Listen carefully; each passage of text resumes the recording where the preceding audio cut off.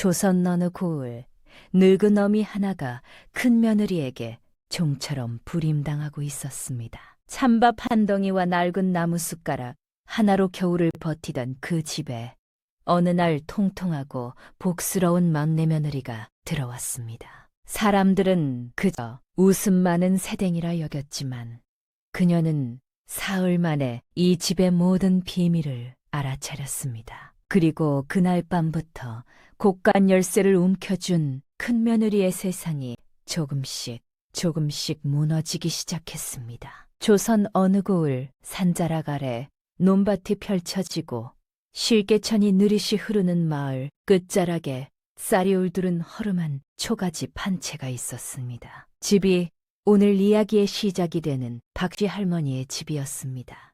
박씨는 올해로 66, 평생을 자식 키우는데 온몸을 바쳐온 사람이었습니다. 젊은 시절엔 닭 울기도 전에 일어나 논두렁에 물을 대고 밭고랑에 씨를 뿌렸으며 해가 산 너머로 뉘엿뉘엿 넘어갈 때까지 허리 한번 제대로 펴지 못하고 흙바닥에 무릎을 박고 살았던 사람이었습니다. 남편이 일찍 세상을 뜨고 나서는 혼자 힘으로 두 아들 입에 밥을 넣어주려 남의 집 빗바느질까지 매다 하지 않았고 손가락 마디가 갈라지도록 바늘을 눌렸으니 그야말로 뼈가 가루가 되도록 살아온 어미였습니다. 그런 박씨에게 세월이란 건 참으로 무자비한 것이었습니다. 한때는 지게를 져도 끄떡없던 허리가 활처럼 굽어버렸고 논두렁을 뛰어다니던 다리는 지팡이 없이는 마당 한 바퀴도 돌지 못할 만큼 쇠약해진 겁니다. 그리고 박 씨에게는 오래되어 손때가 절어 반질반질하게 윤이 나는 나무 숟가락 하나가 있었습니다. 남편이 살아있을 때 손수 깎아 건네준 것으로 박 씨가 수십 년을 쓰고 또 써서 손잡이 끝이 닳아 둥글게 패인 그 숟가락만은 가뿐히도 빼앗아 가지 못한 물건이었습니다. 큰아들 돌쇠가 장가를 들고 이 집을 물려받았을 때만 해도 박 씨는 그래도 내 자식 곁에서 편히 늙어가겠거니 하고 마음을 놓았습니다.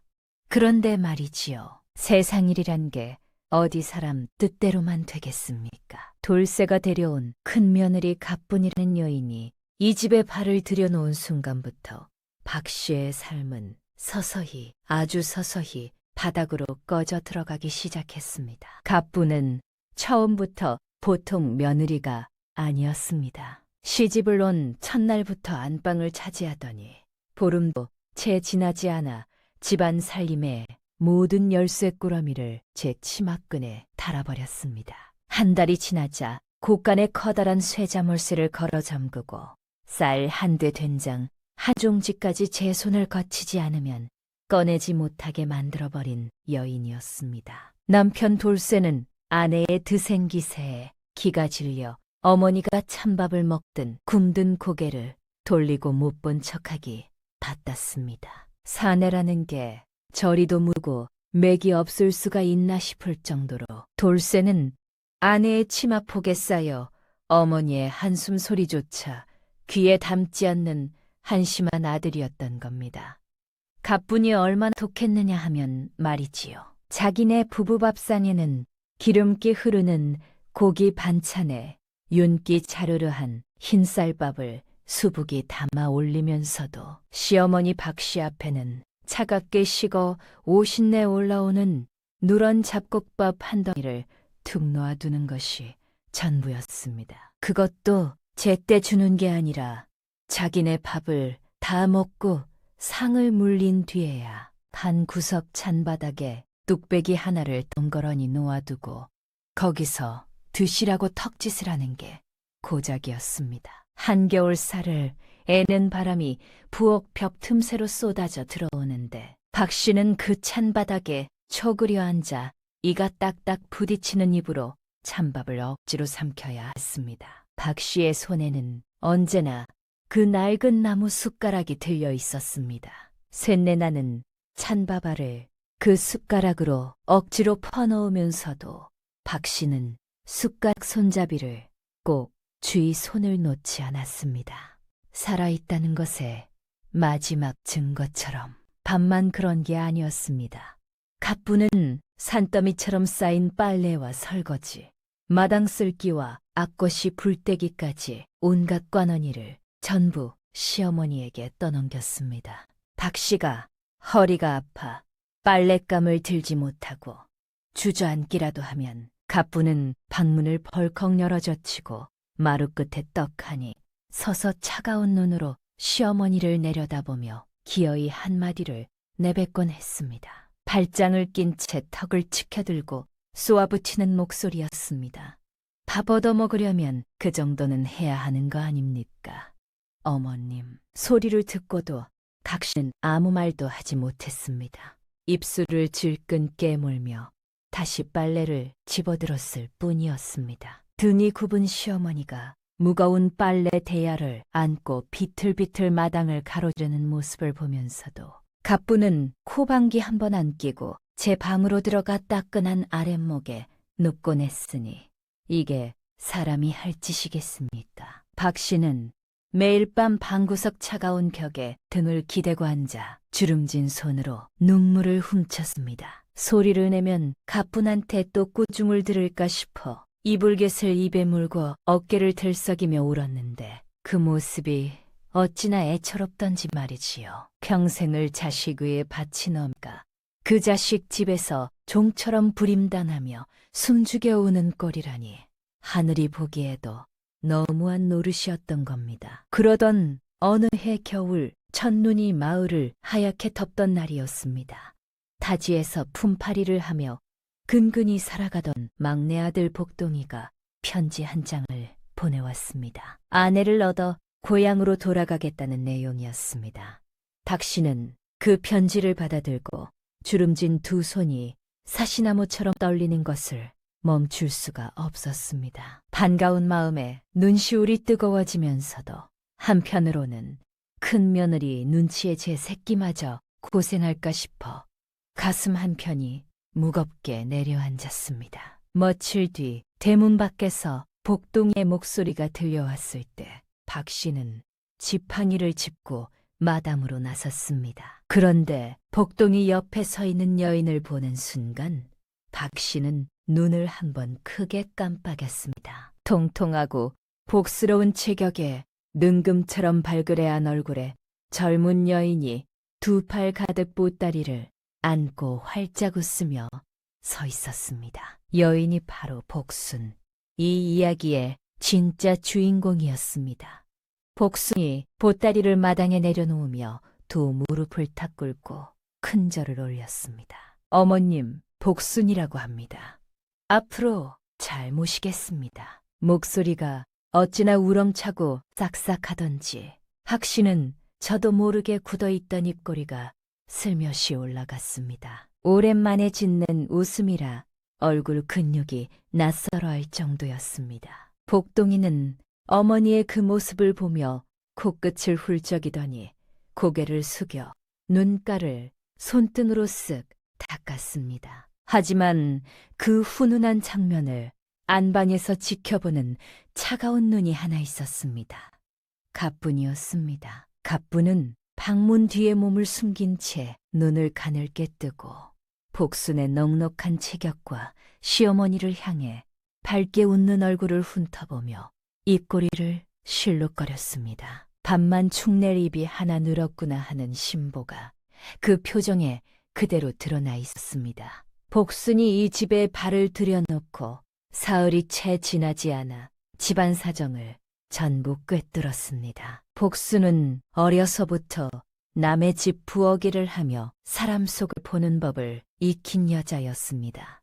웃고 있어도 눈은 놓치는 법이 없었습니다. 시어머니가 부엌 찬바닥에서 홀로 밥을 먹는 것도, 갑분이 곡간 열쇠를 치마끈에 매달고 다니는 것도, 돌쇠가 어머니 앞에서 눈을 피하며 헛기침만 하는 것도 단 며칠 만에 낱낱이 파악해버린 겁니다. 어느 날 저녁이었습니다.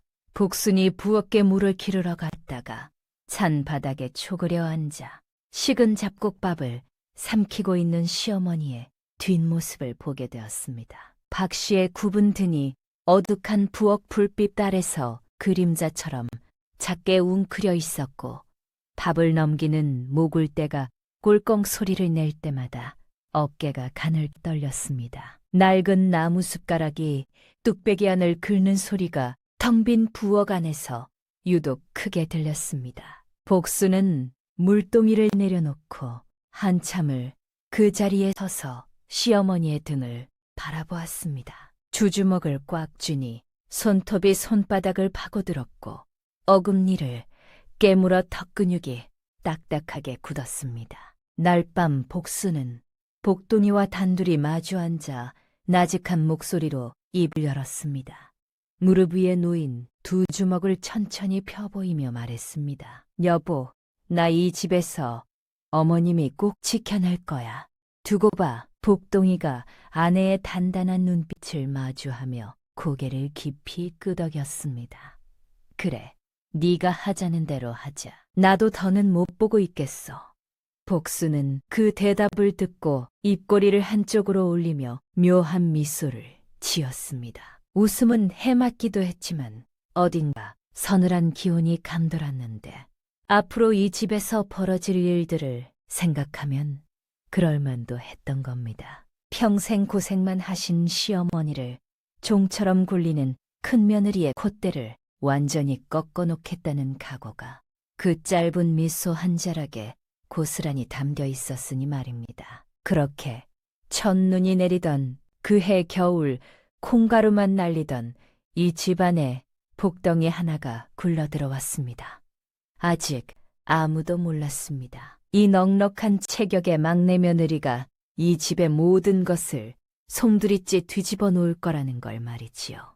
복순이 이 집에 들어온 지 보름쯤 지났을 때였습니다. 갑부는 시어머니 편을 들고 눈치까지 빠른 막내 부부가 같은 지붕 아래 살고 있다는 사실이 하루하루 더 거슬리기 시작했습니다. 밥상을 차릴 때면 복순이 시어머니 목까지 챙기려는 기색을 보이니 갑군 입장에서는 눈의 가시가 따로 없었던 겁니다. 그래서 갑부는 틈만 나면 막내 부부에게 심술을 부리고 사사건건 꼬투리를 잡았는데 복순이 마당을 쓸면 왜 먼지를 이쪽으로 날리느냐고 따지고 부엌에서 물을 끓이면 왜 나무를 그리 헤프게 쓰느냐고 잔소리를 퍼부었습니다. 하나부터 열까지 트집 아닌 트집을 잡으며 길을 꺾으려 했던 거지요.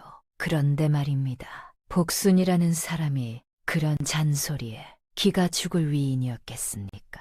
갑분이 아무리 쏘아붙여도 복순은 그 둥근 볼의 보조개를 깊이 파며 생글생글 웃기만 했습니다. 아이고, 큰형님 말씀이 맞습니다 하고 입으로는 순순히 받아치면서도 눈빛은 한치도 흔들리지 않았으니 갑분으로서는 주먹으로 물을 치는 것처럼 손맛이 없어 속이 더 부글부글 끓었던 겁니다. 그러던 어느 날이었습니다. 갑분이 아침부터 외출 채비를 부산하게 하더니 읍내 장터에 다녀오겠다며 집을 나섰습니다. 해가 뉘어뉘어 기울 무렵에야 돌아온 갑분의 품 안에는 무언가가 꼭 안겨 있었는데 보자기로 몇 겹이나 싸맨 그 보따리를 갑분은 누구 눈에도 띄지 않게 제 방으로 쏜살같이 가져갔습니다. 대문을 들어서는 순간부터 두리번 누나를 굴리며 사방을 살피는 꼴이 영락없이 재벌절인 도둑이었습니다. 그게 뭐였느냐 하면 말이지요.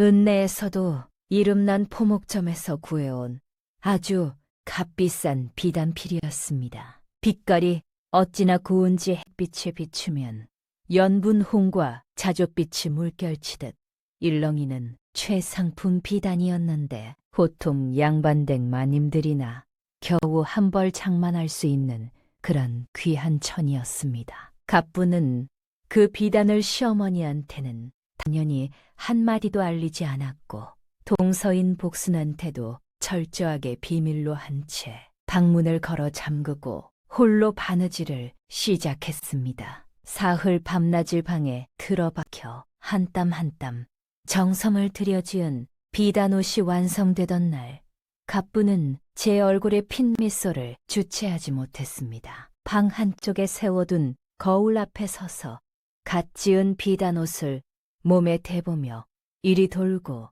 저리 돌며 어깨를 유쓱거렸습니다. 거울 속에 비친 비단에 고운 빛깔에 취해 입꼬리가 양쪽 귀까지 찢어질 듯 올라가 있었는데 시각 부엌에서는 시어머니 박식 한겨울 찬바람에 솜이 다 빠져나간 얼팍한 누더기 적삼 하나를 걸치고 앞꽃이 앞에 초그려 앉아 부지깽이로 쟤를 뒤적이며 온기를 쬐고 있었습니다. 낡아해진 적삼 소매 끝으로 보이는 박씨의 손목이 나뭇가지처럼 가늘었고 앞꽃이 불빛이 그 굽은 등 위로 가물거렸습니다. 이게 같은 지붕 아래 사는 가족 사이에 벌어지는 일이 맞나 싶을 정도였습니다. 그때였습니다. 마당에서 빨래를 넣다가 안방 쪽에서 새어나오는 이상한 기척을 눈치챈 사람이 있었으니 바로 복순이었습니다.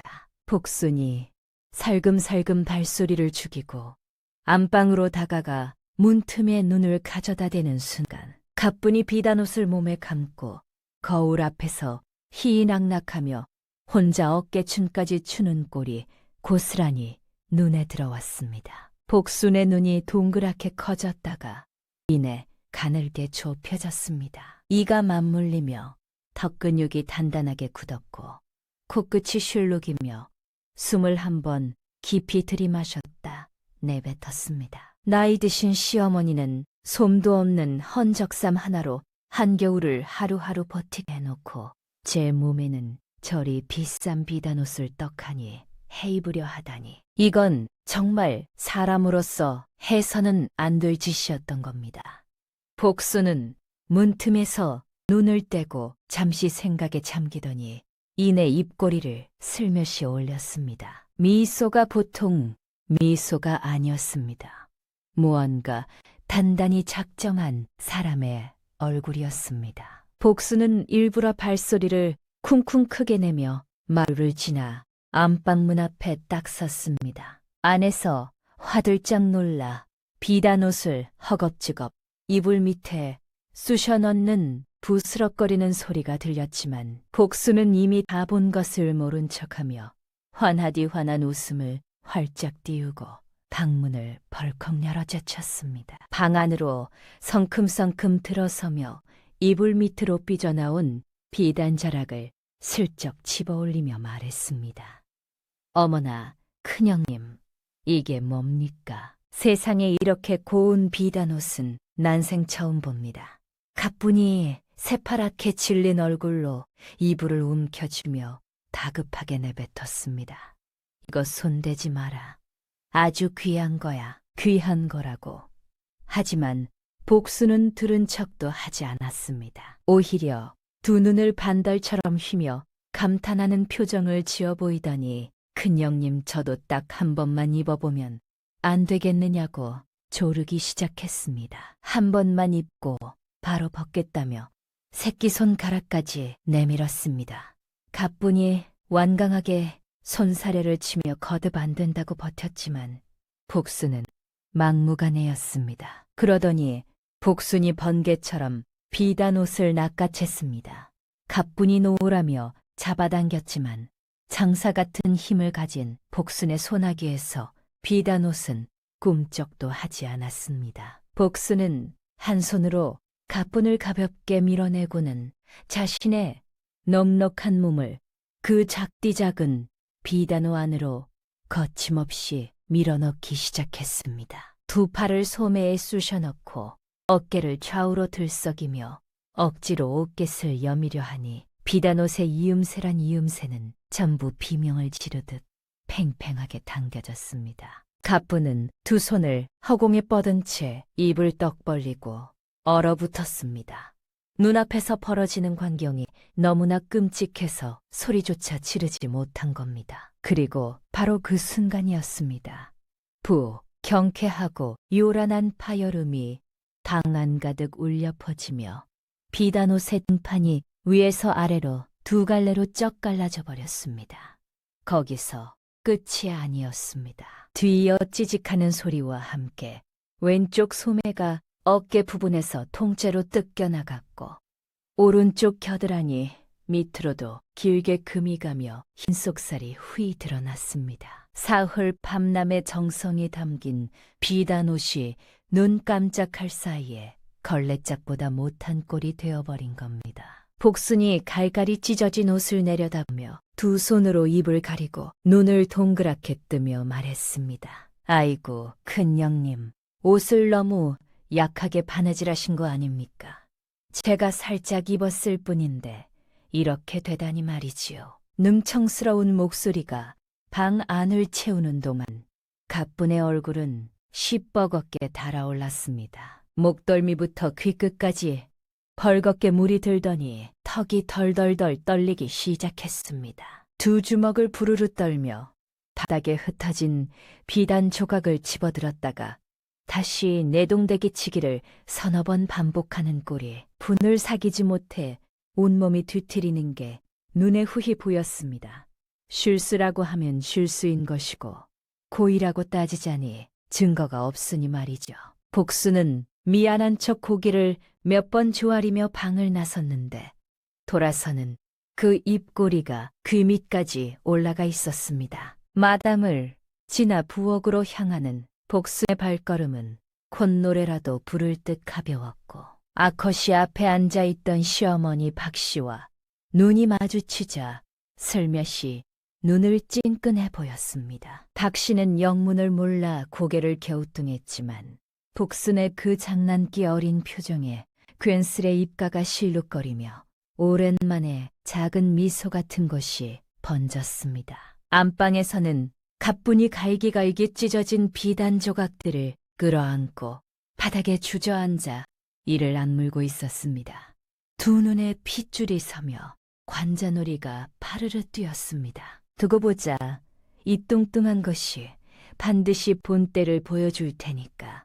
하지만 말이지요. 때를 보여주겠다고 이를 가는 것은 가뿐이었지만 앞으로 정작 본때가 나는 꼴을 당하게 될 사람도 가뿐이라는 것을 이때는 아직 아무도 몰랐던 겁니다. 날밤이었습니다. 집안이 잠든 뒤 돌쇠가 건너방에서 물을 마시러 나오다가 우연히 뒷마당 쪽에 눈길을 돌렸습니다. 어둠 속에서 가뿐히 뭔가를 품에 안고 종종거리며 뒷문 쪽으로 나가는 모습이 눈에 들어왔습니다. 돌쇠는 걸음을 멈췄습니다. 보따리처럼 보이는 것을 두 손으로 꼭 끌어안고 사방을 살피며 걸어가는 아내의 뒷모습이 심상치 않았습니다. 그러나 돌쇠는 발을 떼지 못했습니다. 아내가 무슨 짓을 하는지 물어볼 용기도 없었고 모른 척할 핑계를 찾는 것이 더 쉬웠으니 말이지요. 결국 돌쇠는 물 한 모금을 삼키고 다시 건넌방으로 들어가 누웠습니다. 눈을 감았지만 잠은 오지 않았습니다. 천장을 바라보는 돌쇠의 눈이 어둠 속에서 한참 동안 깜빡이지 않았습니다. 그것이 무엇을 뜻하는지는 나중에야 알게 될 일이었습니다. 비단옷 사건이 있고 나서 며칠 뒤였습니다. 하늘에서 한밤눈이 쏟아지더니 밤새 그치지 않고 내려 마을 전체가 하얀 소미불을 덮어쓴 것처럼 변해버렸습니다. 바람은 또 어찌나 매서웠는지 처마 끝에 매달린 고드름이 손가락 두 마디 굵기로 자라날 정도였고 마당 장독대 위에 쌓인 눈이 무릎 높이까지 올라올 만큼 그해 겨울은 유독 혹독했습니다. 그런데 하필이면 그날 저녁 사랑채 구들장에 금이 가면서 악거시에 부를 때도 온기가 방바닥으로 올라오지 않는 사단이 벌어졌습니다. 돌쇠가 구두를 고치겠다고 나섰지만 이미 해가 진 뒤라 손을 쓸 수가 없었고 결국 사랑채에서 자던 사람들이 전부 안방으로 몰려들 수밖에 없는 상황이 된 겁니다. 안방 하나에 가뿐, 복순, 그리고 시어머니 박씨까지 셋이서 나란히 잠을 청해야 하는 밤이 찾아온 거지요. 돌쇠와 복동이는 건넌방에 이불을 깔았으니 안방은 오롯이 세 여인의 것이었습니다. 갑부는 이 상황이 못마땅하기 짝이 없었습니다. 평소 안방 아랫목을 제 전용 자리처럼 독차지하고 두꺼운 소미불을 혼자 덮으며 따뜻하게 잠들던 사람이 하룻밤이라도 시어머니랑 넉넉한 체격의 동서랑 부대끼며 자야 한다니 눈살이 저절로 찌푸려졌습니다. 갑부는 방 한가운데 가장 두껍고 포근한 소미불을 펴놓고는 자기가 그 위에 딱 누우며 양쪽으로 얇은 이불 두 채를 밀어냈습니다. 시어머니와 복수는 저것을 덮으라는 뜻이었습니다. 얇은 이불이란 게 또 어찌나 보잘것없던지 솜이 뭉쳐 군데군데 빈 곳이 후이 비치고 가장자리는 해져서 실밥이 풀어져 있을 정도였습니다. 이런 걸 덮고 이 추운 밤을 나라는 건 얼어 죽으라는 소리나 다름없었습니다. 복수는 그 광경을 보며 아무 말 없이 시어머니를 아랫목 구석으로 모셨습니다.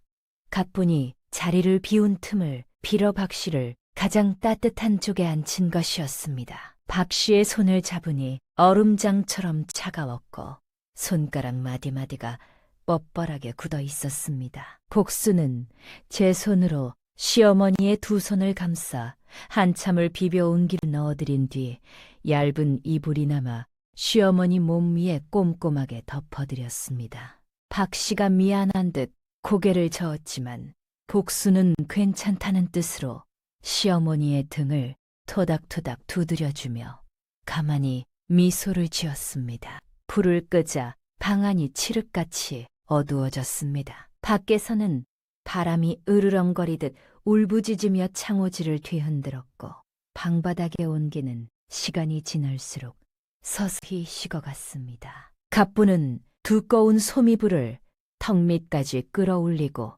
새우이짬을 청하며 콧끝만 살짝 이불 밖으로 내밀고 있었습니다. 안방 아랫목이라 아직 훈훈한 기운이 남아 있었으니 갑분으로서는 제법 편안한 밤이 될 거라 생각했지요.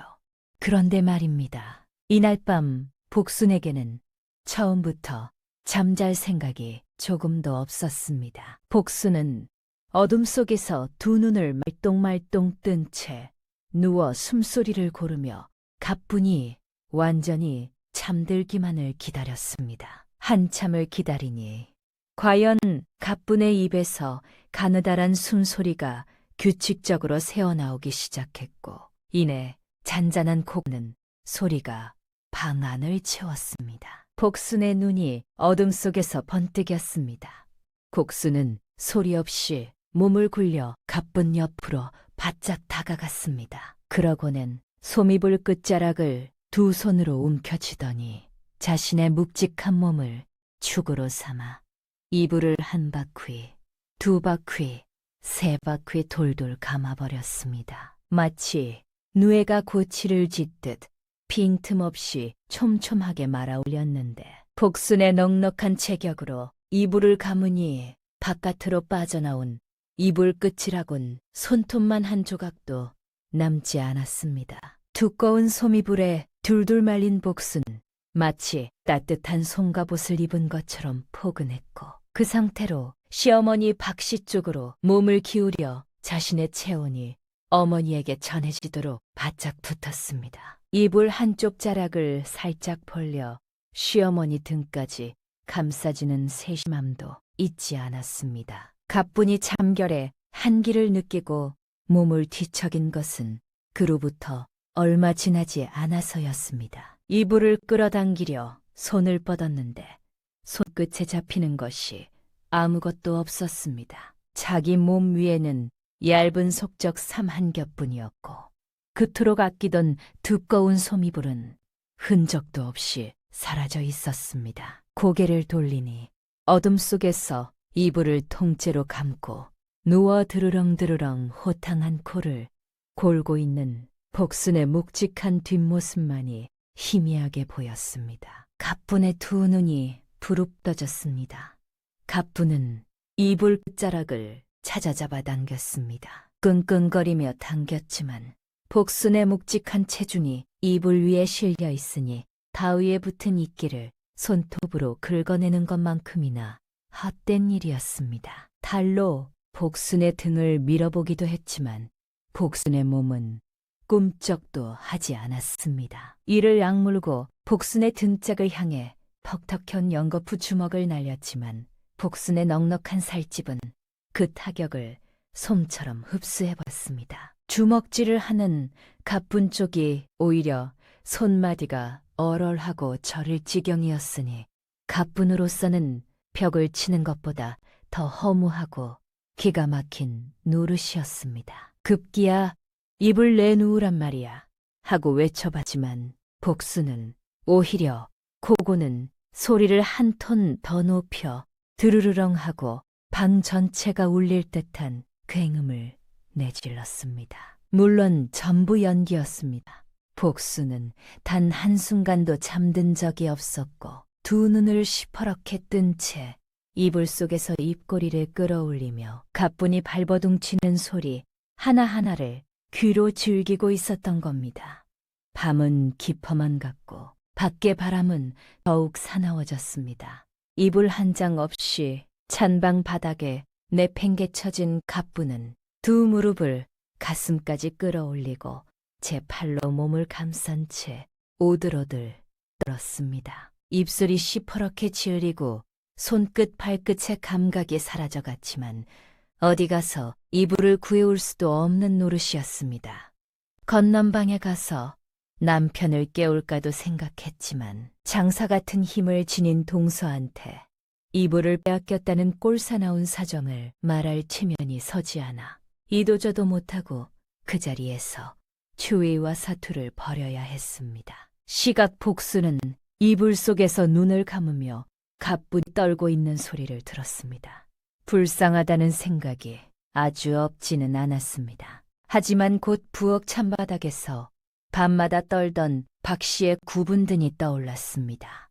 단 하룻밤이었다. 어머님은 그 세월을 몇 해나 견디셨다. 복수는 다시 눈을 감았습니다. 새벽 6시 되자 가뿐의 코끝과 귓바퀴가 벌겋게 얼어붙었고 이가 딱딱 부딪히는 소리가 끊이질 않았습니다. 제 입에서 나오는 하얀 입김이 어둠 속에서 뿌어옇게 피어올랐다. 사라지기를 반복하는 동안 바로 한뼘 옆에서는 소미불에 포근하게 감싸인 복순이 세상 편한 자세로 드르렁드르렁 코를 골며 꿀잠을 즐기고 있었으니 대가 어찌나 처절하던지 말이지요. 닭이 울고 창호지 너머로 희뿌연 새벽빛이 스며들 무렵에야 복수는 슬그머니 기지개를 켜며 이불에서 빠져나왔습니다. 방구석에 새우처럼 웅크린 채 입술이 파랗게 질린 가뿐의 처참한 꼴이 눈에 들어왔습니다.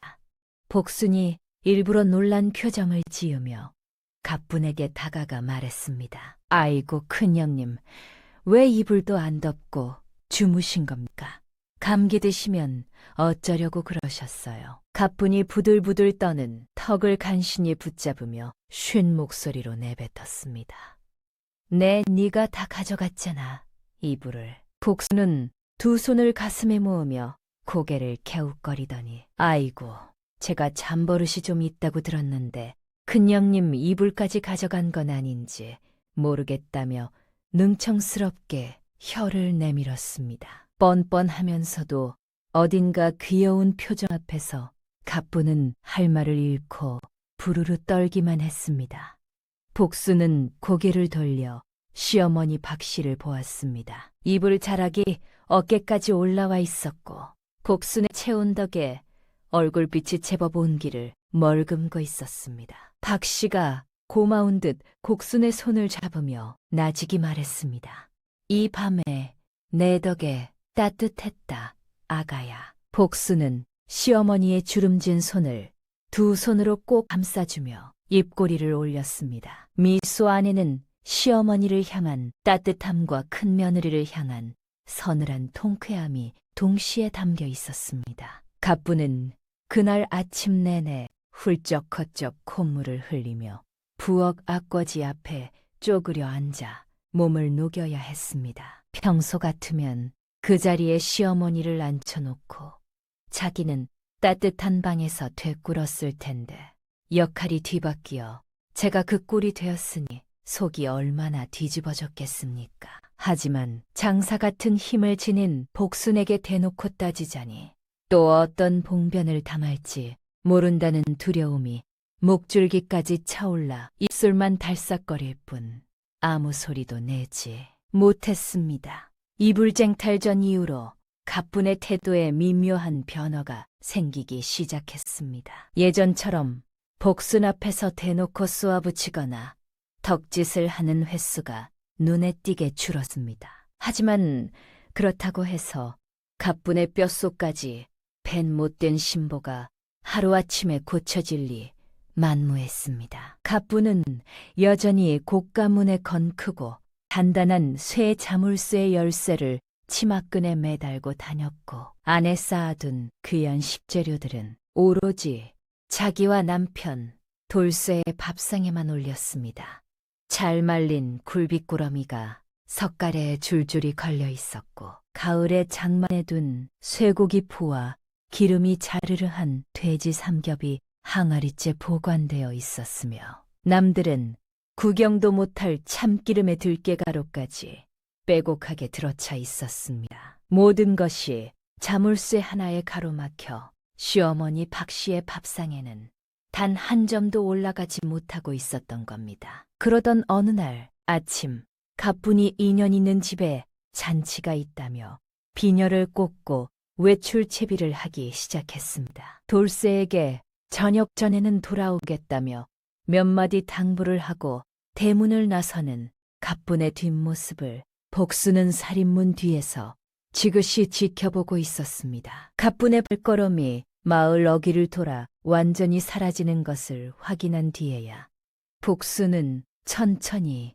부엌에서 나왔습니다. 두 눈에 단단한 결기가 서리더니 입꼬리를 한쪽으로 슬쩍 올리며 곳간 쪽으로 성큼성큼 걸음을 옮겼습니다. 깐 문 앞에 선 복순은 주먹만 한 쇠 자물쇠를 한참 내려다보았습니다. 열쇠는 가뿐히 치마끈에 매달고 나갔으니 열 방법이 없었습니다. 보통 사람이라면 여기서 물러났겠지만 복순은 보통 사람이 아니었습니다. 뒤를 돌아 마당 구석에 놓인 장작 더미에서 팔뚝만 한 굵은 나무 지렛대를 하나 집어들더니 다시 곳간 앞으로 돌아왔습니다. 지렛대 끝을 자물쇠와 문고리 사이에 끼워 넣고 두 손으로 꽉 움켜쥔 복순이 온몸에 힘을 주자 팔뚝의 근육이 울끈불끈 솟았고 이마에 피줄이 돋았습니다. 우두둑 하는 소리와 함께 문고리째 자물쇠가 뜯겨나가며 곳간 문이 벌컥 열렸습니다. 그 안에 펼쳐진 광경에 복순은 잠시 말을 잃었습니다. 석가래마다 굴비꾸러미가 주렁주렁 매달려 있었고 쌀가마니가 한쪽 벽을 따라 차곡차곡 쌓여 있었으며 온갖 장아찌와 젓갈 항아리가 빼곡하게 줄지어 서 있었습니다. 시어머니에게는 쉰내나는 잡곡밥 한 덩이도 아까워하면서 이 안에는 이렇게 산더미 같은 먹을거리를 쌓아두고 자기네끼리만 먹었다는 사실에 복순은 두 주먹을 불끈 쥐며 코끝을 실룩거렸습니다.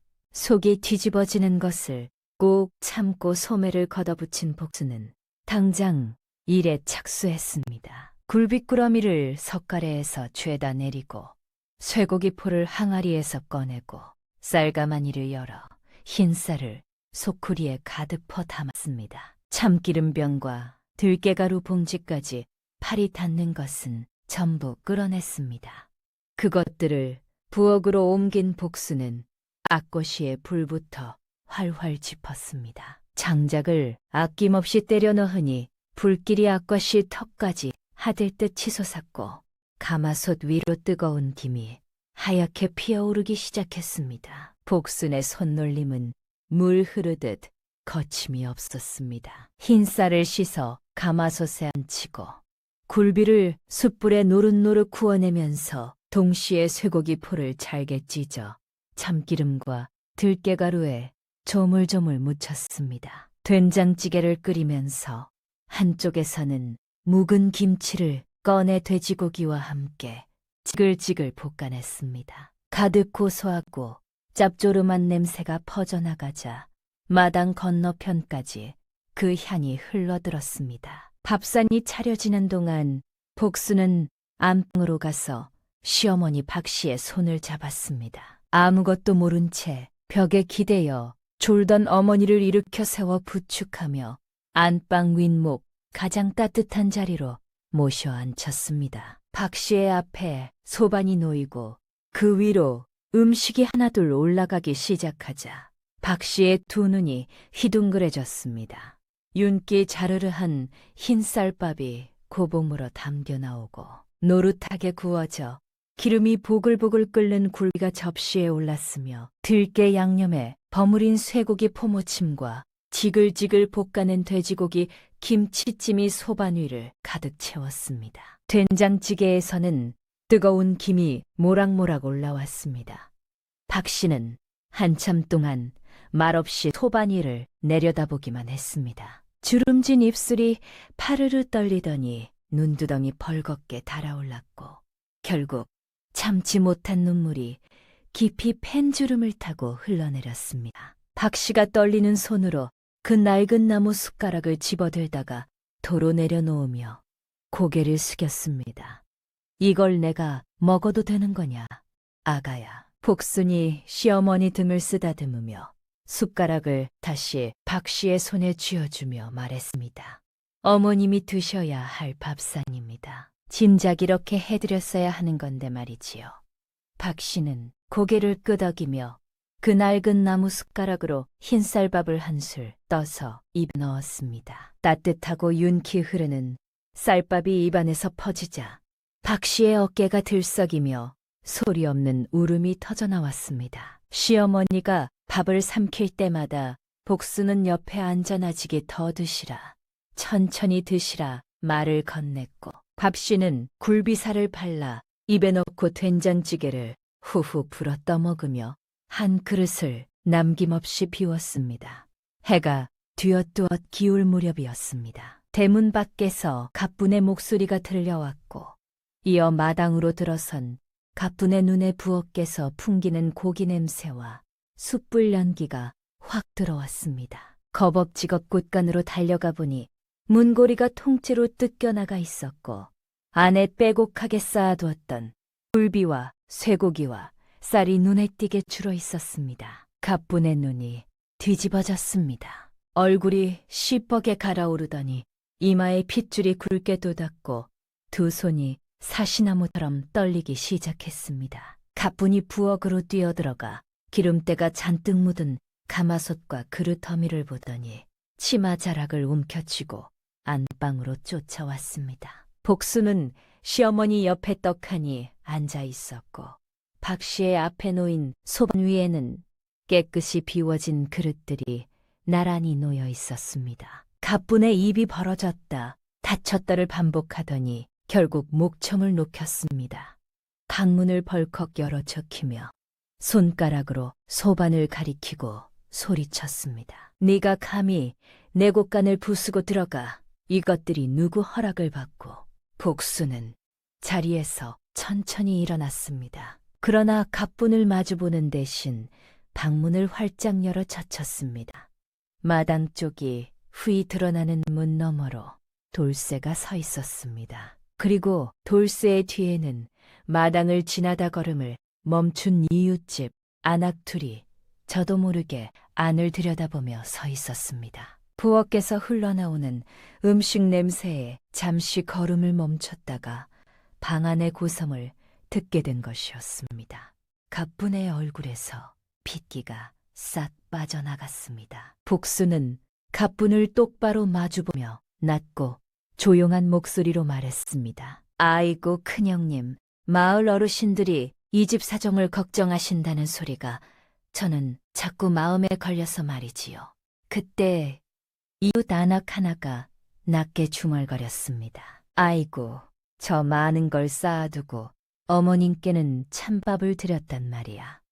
그 말 한마디에 갑분의 얼굴이 종잇장처럼 하얘졌습니다. 이웃 안악들의 눈이 이미 방안을 다 보고 있었고 가뿐히 어떤 말을 해도 그 말은 저 귀와 저 입을 통해 온 마을로 퍼져나갈 터였습니다. 맏며느리가 시어머니를 굶기고 곳간에 자물쇠를 걸었다는 소문이 마을 이장 귀에까지 닿는 날엔 그것은 집안 망신으로 끝나지 않을 일이었습니다. 입을 벌렸다가 다시 다물기를 몇 차례 반복하던 갑부는 결국 한마디도 내뱉지 못한 채 고개를 돌리고 제 방으로 들어가 문을 닫아버렸습니다. 방문이 닫히는 순간 안에서 이불을 걷어차는 둔탁한 소리와 함께 울먹이는 신음이 새어나왔지만 복수는 눈 하나 깜짝하지 않고 시어머니 곁으로 돌아가 따뜻한 숭늉을 한 사발 떠다드렸습니다. 그날 밤 복수는 부엌 뒷정리를 하며 기름때 묻은 손을 행주에 쓱쓱 닦았습니다. 가마솥 바닥에 눌러붙은 밥풀을 긁어내면서도 입꼬리가 슬며시 올라가 있었는데 시어머니가 밥을 드시며 흘린 눈물이 자꾸만 머릿속에 떠올랐기 때문이었습니다. 깐 사건 이후로 갑부는 겉으로는 한 발 물러선 듯 보였지만 속으로는 독이 바짝 올라 있었습니다. 밤마다 이불 속에서 이를 갈며 어떻게든 막내 부부와 시어머니를 이 집에서 몰아낼 꿀리만 하던 갑분의 머릿속에 어느 날 흉악한 계략 하나가 떠올랐습니다. 집안의 쌀가마니와 감나가는 폐물들을 몰래 빼돌려 뒷산 외진 곳에 숨겨두고 막내 부부가 훔쳐갔다고 뒤집어 씌우면 마을 이장을 통해 온 동네 앞에서 도둑으로 몰아쫓아낼 수 있지 않겠느냐는 계산이었습니다. 갑부는 며칠에 걸쳐 조금씩 곳간에서 쌀을 빼돌리고 장롱 깊숙이 넣어둔 은비녀와 놀이개 같은 폐물까지 보자기에 싸서 감추기 시작했습니다. 남편 돌수에게도 일절 알리지 않은 채 혼자서 진행한 일이었습니다. 눈보라가 거세게 몰아치는 캄캄한 밤이었습니다. 갑부는 식구들이 전부 잠든 것을 확인하고 나서 방에서 살금살금 빠져나왔습니다. 찬바람을 막으려 얼굴에 두꺼운 수건을 둘러묶고 쌀가마니 하나와 폐물 보따리를 양팔에 끼고 뒷문을 열고 나섰습니다. 눈발이 얼굴을 사정없이 때렸지만 갑부는 아랑곳하지 않고 산길을 올라갔습니다. 발이 눈 속에 빠져 종아리까지 잠기는 것도 손끝이 얼어서 감각을 잃어가는 것도 개의치 않았습니다. 오로지 막내 부부를 쫓아내겠다는 한 가지 생각만이 갑분을 움직이게 하고 있었던 겁니다. 그런데 말이지요. 밤에 잠을 이루지 못하고 뒤척이던 사람이 한 명 더 있었습니다. 복순이었습니다. 밤바람이 유독 세차게 창호지를 흔들어대는 바람에 눈을 떴는데 문득 이상한 낌새가 느껴졌습니다. 마당 쪽에서 뭔가 부스럭거리는 소리가 들렸고 뒷문이 열리며 삐걱거리는 경첩소리가 바람결에 실려왔습니다. 복수는 몸을 일으켜 창호지의 손가락으로 구멍을 살짝 내어 밖을 내다보았습니다. 눈보라 속에서 얼굴을 수건으로 칭칭 감고 보따리를 이곳 뒷산 쪽으로 올라가는 검은 그림자 하나가 희미하게 보였는데 걸음걸이와 체형이 영락없는 갑분이었습니다. 복수는 잠시 생각에 잠겼습니다. 이 눈보라에 뒷산으로 간다는 것 자체가 보통 일이 아니었고 보따리까지 짊어진 것을 보면 뭔가 수상한 짓을 꾸미고 있다는 게 분명했습니다. 복수는 겉옷을 걸치고 집신을 꿰어 신은 뒤 조용히 뒷문을 나서서 갑분의 발자국을 따라갔습니다. 눈 위에 찍힌 발자국이 선명하게 남아 있었으니 길을 잃을 염려는 없었지만 거센 눈보라가 시야를 가려 앞이 한 발짝 넘어도 보이지 않았습니다. 복수는 두 팔로 얼굴을 가리며 바람을 뚫고 산길을 올랐습니다. 산 중턱에 다다를 무렵 복순의 발이 멈췄습니다. 앞에 낡은 헛간의 윤곽이 보였습니다. 예전 나무꾼들이 장작을 보관하던 곳으로 지은 지가 하도 오래되어 기둥이 삐뚤어지고 지붕 석가래가 군데군데 썩어 있는 곳이었습니다. 그런데 그 지붕 위에 밤새 쌓인 눈의 무게가 어마어마했습니다. 복수는 한눈에 알아차렸습니다. 석가래가 저 무게를 버텨낼 수 없다는 것을. 그 순간 복순의 가슴 속에서 두 가지 생각이 부딪혔습니다. 저 안에 있는 사람은 자기 어머님을 굶기고 이불을 독차지하고 지금 이 순간에도 자기와 복동이를 도둑으로 몰아 쫓아낼 쿨리를 하며 저 안에 서 있는 가뿐이었습니다. 문척 돌아가도 아무도 모를 일이었습니다. 발자국은 눈보라가 곧 지워줄 것이고 내일 아침 사람들은 눈사태로 헛간이 무너졌다고 생각할 터였습니다. 복수는 그 자리에 잠시 섰습니다. 눈보라가 얼굴을 때렸습니다. 때 멀릿속에 불현듯 떠오른 것은 낡은 나무 숟가락을 꼭 쥔 채 부엌 찬바닥에 쪼그려 앉아 홀로 밥을 삼키던 어머니의 구분 등이었습니다. 어머님이 슬퍼하실까 봐서만은 아니었습니다. 어머님 앞에서 저까지 모진 사람이 되고 싶지 않았습니다. 복수는 21번 깊이 들이마셨습니다. 다음 순간 생각보다 몸이 먼저 움직였습니다. 간간 안에서는 가뿐히 보따리를 내려놓으며 내일이면 막내 부부를 도둑으로 몰겠다는 계산에 스스로 흡족해하고 있었습니다.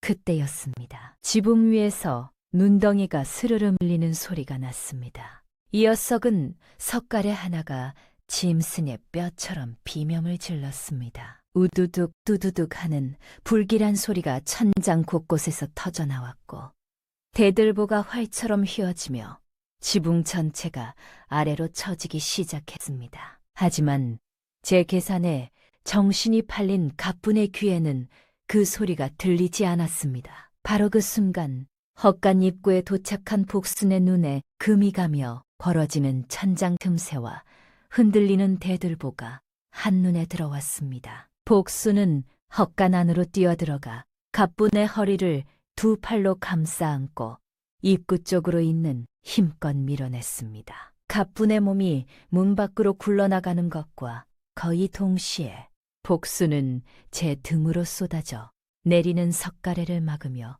고개를 숙였습니다.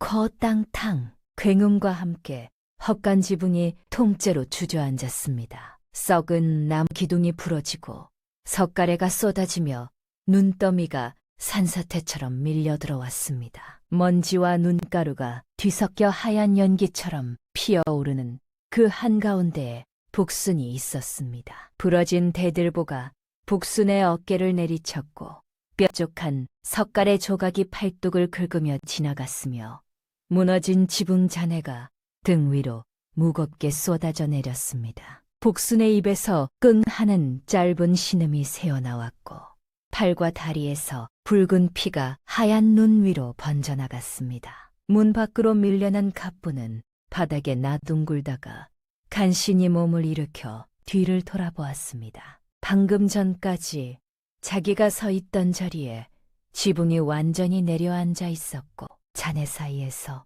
복순의 몸이 반쯤 깔린 채 피를 흘리고 있는 광경이 눈앞에 펼쳐졌습니다. 한 발만 늦었어도 가뿐은 그 자리에서 눈과 석가에 밑에 묻혔을 터였습니다.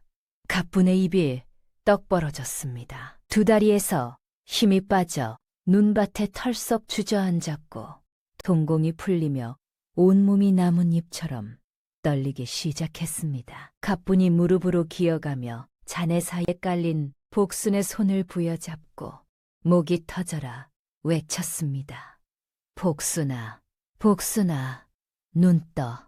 왜 나를 살린 거야? 복순은 피가 흐른 이마 아래로 간신히 눈을 떠 가뿐을 올려다보았습니다. 입술이 파르르 떨리며 숨이 거칠게 오르내렸지만 그 와중에도 복순의 입꼬리가 희미하게 올라갔습니다. 가뿐의 손을 약하게 쥐며 갈라진 목소리로 말했습니다. 어머님이 슬퍼하실까 봐서만은 아닙니다. 어머님 앞에서 저까지 모진 사람이 되고 싶지 않았습니다. 그 한마디에 가뿐의 눈에서 뜨거운 것이 쏟아져 내렸습니다. 자기를 미워해도 모자랄 사람이 목숨을 걸고 자기를 밀어낸 것도 믿기지 않는데 그 이유가 스스로 모진 사람이 되기 싫어서라니 말이지요. 가뿐의 머릿속이 하얘졌습니다.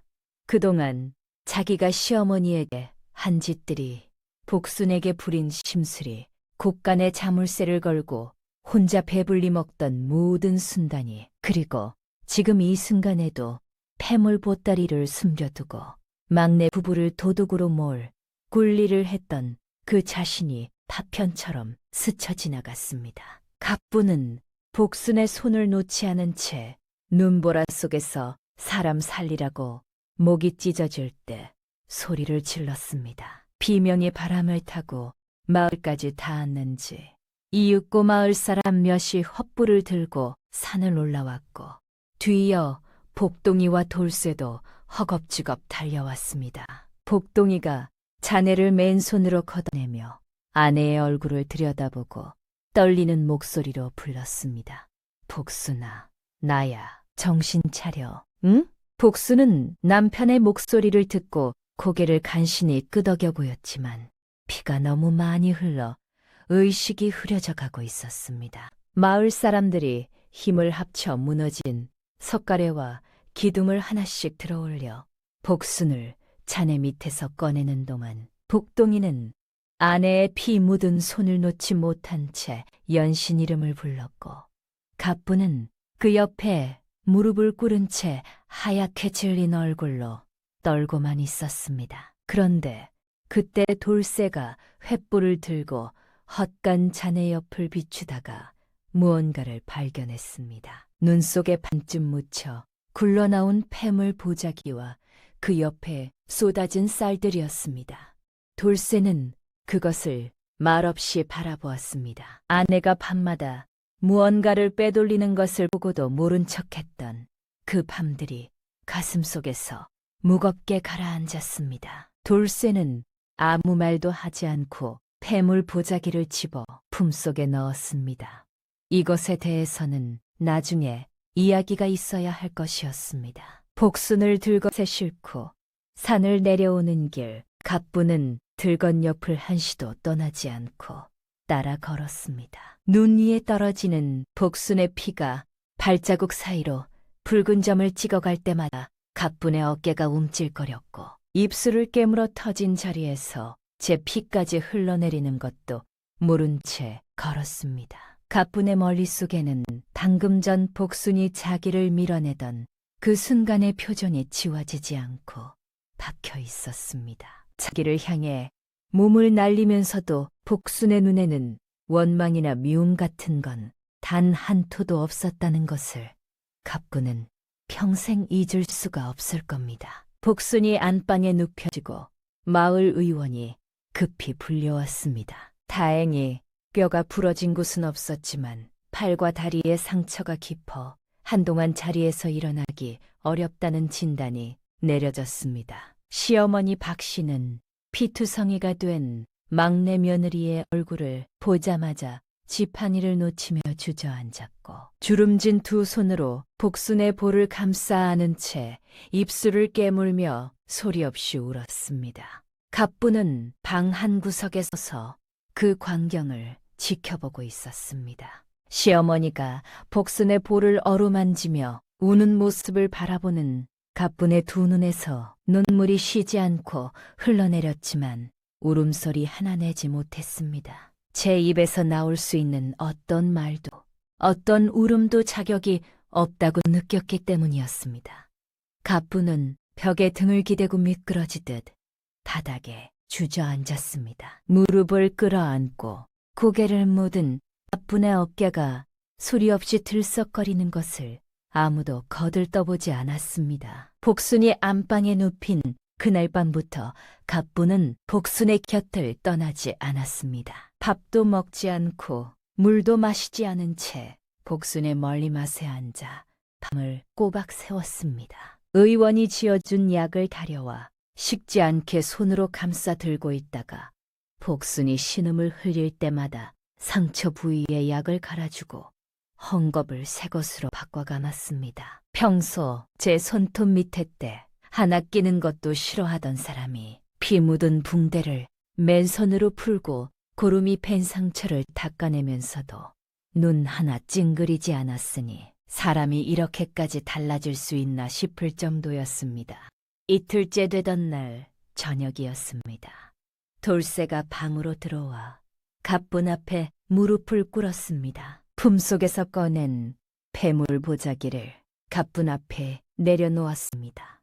아무 말도 하지 않았습니다. 갑분은 그 보자기를 보는 순간 얼굴이 굳어버렸습니다. 한참 동안 그 보자기를 내려다보던 갑분이 고개를 들었습니다. 그리고 방 안에 있는 모든 사람을 향해 떨린 목소리로 말했습니다. 제가 훔친 겁니다. 막내 부부에게 뒤집어 씌우려 했습니다. 그 말이 방 안에 떨어지자 누구도 곧장 입을 열지 못했습니다. 침묵이 방 안을 무겁게 눌렀고 갑분은 고개를 들지 못한 채 어깨를 들썩이며 울었습니다. 사흘째 되던 아침이었습니다. 창호지 너머로 햇살이 휘뿌여 있게 스며들 무렵 복순의 눈꺼풀이 실룩이더니 천천히 떠올랐습니다. 부연 시야에 천장이 보이고 고개를 돌리니 멀리맛에 앉아 두 손을 모은 채 졸고 있는 갑분의 얼굴이 들어왔습니다. 수척해진 볼과 부어오른 눈두덩, 갈라진 입술 사이로 새어나오는 가느다란 숨소리가 머치를 꼬박 곁을 지켰다는 것을 말해주고 있었습니다. 복순이 마른 입술을 달싹이며 쉰 목소리를 냈습니다. 큰형님, 저 목이 마릅니다. 작은 소리에 갑분의 눈이 번쩍 떠졌습니다. 복순의 눈이 열려있는 것을 확인한 순간 갑분의 얼굴이 와르르 무너졌습니다. 입이 일그러지고 턱이 덜덜 떨리더니 참고 참았던 것이 한꺼번에 터져나오듯 갑분은 복순의 두툼한 손을 두 손으로 꽉 움켜쥐고 이마를 그 위에 박았습니다. 등이 격하게 들썩이며 울음이 쏟아져 나왔는데 그 소리가 어찌나 처절하고 날것이던지 건넌방에 있던 복동이와 돌쇠까지 방문을 열고 달려왔을 정도였습니다. 갑분이 복순의 손에 이마를 묻은 채 목이 쉬도록 울부짖었습니다. 미안해, 복순아. 정말 미안해. 네가 없었으면 나는 그날 밤 죽었어. 복순은 아무 말 없이 성한 손 하나를 들어 갑분의 헝클어진 머리카락을 쓸어 올려주었습니다. 손길에 갑분의 울음이 더 거세졌고 방 안에 있던 모든 사람의 눈시울이 뜨거워졌습니다. 갑분이 울음을 간신히 삼킨 뒤 복순의 손을 놓고 자리에서 일어났습니다. 그리고는 비틀거리는 걸음으로 방 한구석에 앉아 계시던 시어머니 박씨 앞으로 다가갔습니다. 박씨의 앞에 선 갑분은 무릎을 꿇었습니다. 무릎이 아니라 이마까지 바닥에 대고 엎드려 큰 절을 올렸습니다. 이마가 방바닥에 닿는 둔탁한 소리가 방 안을 울렸고 갑분의 어깨가 잔잔히 떨리며 바닥에 눈물 자국이 번져나갔습니다. 갑분이 엎드린 채 갈라진 목소리로 말했습니다. 어머님, 죄송합니다. 이 못난 며느리를 용서해 주십시오. 박씨는 한참을 말없이 갑분의 엎드린 등을 내려다보았습니다. 주름진 눈가에 눈물이 차올랐다가 볼을 타고 흘러내렸고 굽은 허리를 천천히 숙여 갑분의 어깨에 떨리는 손을 얹었습니다. 박씨의 입술이 몇 번이나 달싹거리다가 이그고 잔잔한 목소리가 흘러나왔습니다. 일어나라. 짧은 말 안에 담긴 무게가 어찌나 크던지. 갑분은 고개를 들지 못하고 한참을 더 엎드려 있었습니다. 돌쇠는 방문 앞에 서서 그 광경을 지켜보고 있었습니다. 아내가 어머니 앞에 엎드려 우는 모습을, 어머니가 떨리는 손으로 아내의 어깨를 감싸는 모습을 보는 돌쇠의 얼굴이 불그락부르락 달아올랐습니다. 어머니가 찬밥을 드실 때 고개를 돌렸던 것이, 아내가 시어머니를 부려먹을 때 못 본 척했던 것이, 그리고 그날 밤 아내가 보따리를 안고 뒷산으로 올라가는 것을 보고도 눈을 감아버렸던 것이 한꺼번에 밀려왔습니다. 돌쇠도 어머니 앞에 무릎을 꿇었습니다. 그리고 굽힌 고개를 들지 않은 채 낮게 말했습니다. 어머님을 괴롭힌 것은 가뿐만이 아니었습니다. 못 본 척한 저도 똑같은 죄인입니다. 한마디도 더 하지 못하고 어깨를 들썩이는 큰아들의 모습을 보며 박 씨는 두 손으로 입을 가리고 소리 없이 울었습니다. 날 이후 그 집은 달라지기 시작했습니다. 가장 먼저 달라진 것은 가뿐의 손이었습니다.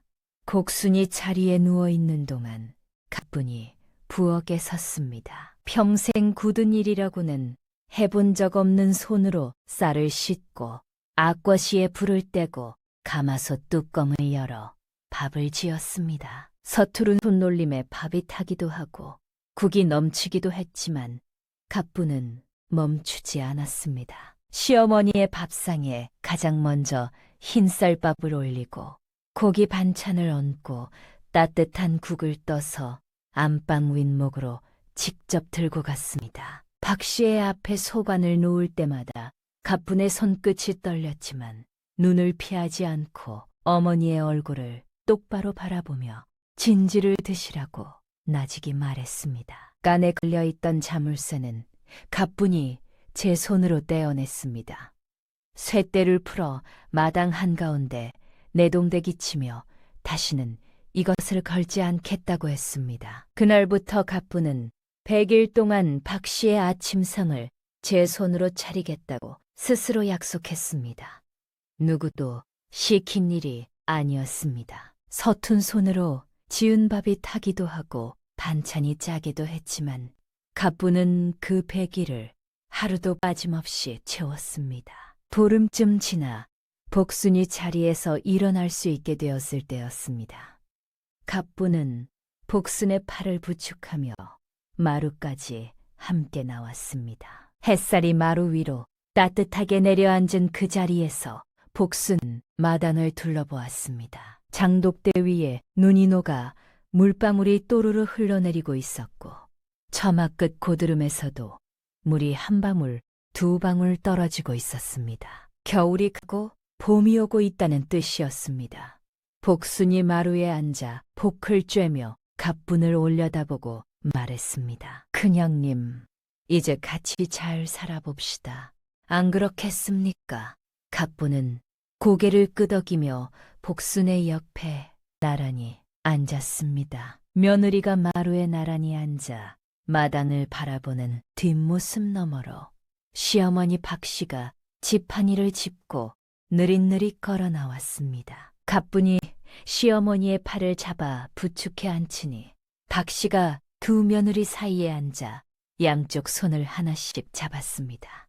그때 박 씨가 무언가를 꺼냈습니다. 복순에게 내밀었습니다. 낡고 손때가 절어 반질반질한 나무 숟가락이었습니다. 복순이 고개를 들어 시어머니를 바라보았습니다. 박 씨는 아무 말도 하지 않고 그저 복순의 손을 꼭 쥐었습니다. 복순은 그 숟가락을 두 손으로 받아들고 잠시 바라보았습니다. 그러고는 품속에서 무언가를 꺼냈습니다. 반짝이는 작은 은빛 숟가락이었습니다.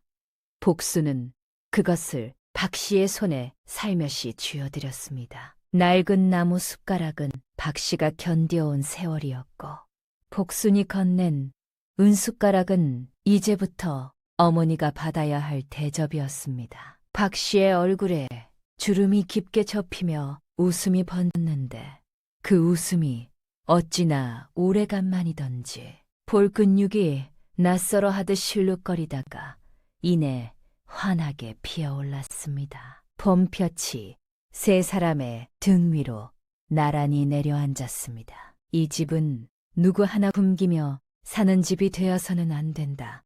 박 씨가 낮은 목소리로 말했습니다. 내가 늙었다고 해서 마음까지 죽은 것은 아니다. 며느리가 동시에 박 씨의 손을 꼭 쥐었습니다. 아무도 더 말하지 않았습니다. 그것으로 충분했습니다. 마당 한 구석에서 그 모습을 바라보던 복동이가 형, 돌쇠의 옆구리를 팔꿈치로 쿡 찔렀고, 돌쇠는 코를 훌쩍이며 고개를 돌렸지만 입꼬리가 올라가는 것은 감추지 못했습니다. 봄바람이 대문 사이로 살랑살랑 불어들어와 마당에 잔설을 녹이고 있었고, 처마 밑에서는 참새 두어 마리가 쪼르 내려앉아 복을 쬐며 제잘거렸습니다. 그에 본 마을 사람들은 수군거렸습니다. 박신의 집이 달라졌다고 말이지요. 큰 며느리가 시어머니 밥상을 손수 차려 나르고 막내 며느리와 팔짱을 끼고 장터에 가는 모습을 보며 이게 그 집 맞느냐고 고개를 갸우뚱했습니다.